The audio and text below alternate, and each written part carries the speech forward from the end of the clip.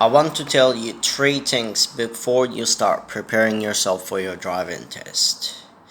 If you're not from the UK, try not to do your driving test and your lessons in the UK, because in the UK there are three rules which you 100% gonna fail of.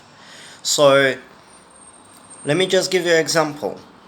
In the UK, the average driving lessons hours are 30 to 60. So on average, 30 driving lessons, 1 hour each, gonna cost you how much? £900? £1,000? 1,300? Something like that, probably. In your country, that is gonna be much cheaper if you're not from the UK and you're from somewhere else. And wherever else from you get your driving license, you can come to the UK and you can exchange your driving license with British driving license, which is going to be accepted here again. So therefore, before you start doing your driving lessons, think about not doing your driving lessons or your driving test in the UK, because 100% you're gonna fail here because of the three things that I'm gonna tell you.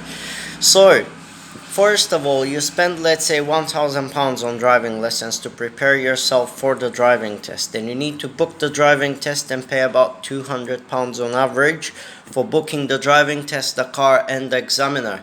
When you get inside the car, the three faults which people fail the most are, let me tell you. Fault number one, you're gonna fail for driving too slow. Where are you gonna be driving too slow? Let me tell you. It's not on roundabouts, it's not on 50-mile speed limit, it's not on 70-mile speed limit.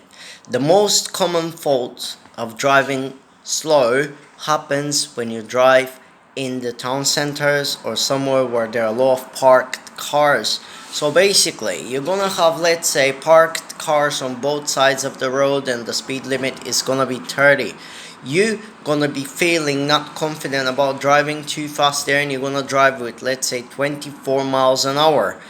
And you drive like that to make sure if someone jumps out of a car or someone jumps from the pavement through the car, you will have enough time to stop so you don't kill him, so you don't put yourself in danger and others in danger. But UK system doesn't understand that thing, and they tell you need to drive with 28 miles an hour, 30 miles an hour if the speed limit is that. So it doesn't matter, are there any bends or are there any parked cars, and it doesn't matter if you feel confident about driving with 30 miles an hour. You need to drive without 30 miles an hour if you want not to get marked for driving too slow. So therefore, this is fault number one. They will fail you for driving slow, even though it's not safe to drive fast.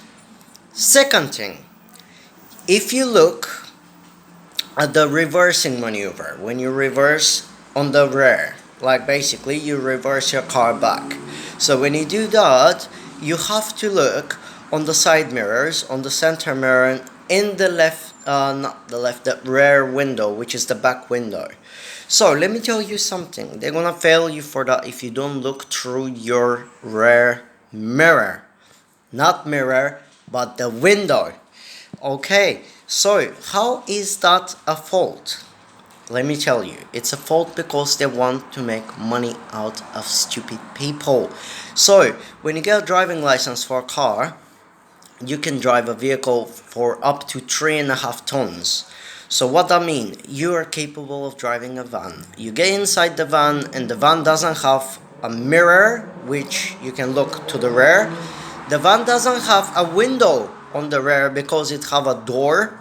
So therefore you can't look through the rear window. So how are they failing you for that?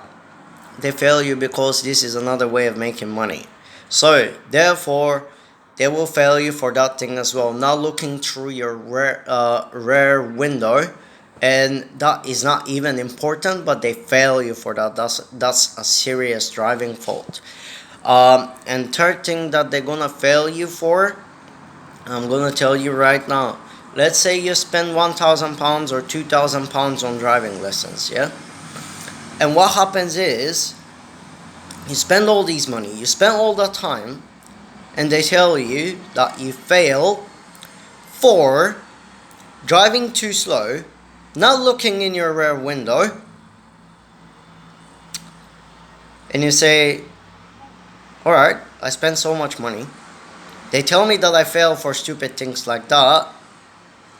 Why I will have to spend more money to pass that test when my chances of passing are so low that they're below the sea level, you know?